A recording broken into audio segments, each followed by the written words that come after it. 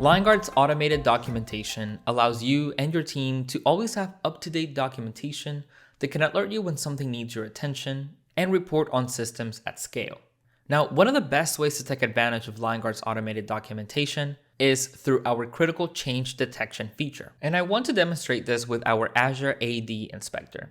So I'm going to click into Systems.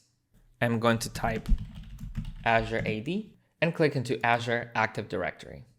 Now, this is a list of all Azure AD systems that Liongard inspects across my environments. I'm going to choose the Lone Star Energy Company Azure Active Directory, and this takes me to the system details page for Lone Star Energy Company's Azure Active Directory. Now, every inspector in Liongard has a timeline with a running history of the daily inspections Liongard brings back. In a system inspector's data view, you can click back to a date, and all of that data in our different data views will rewind, allowing you visibility into what that system looked like on that day. Using these arrows, I can click back and forth across the timeline, and if I run into a yellow delta, this means that Liongard identified a change that occurred to this system on that specific date.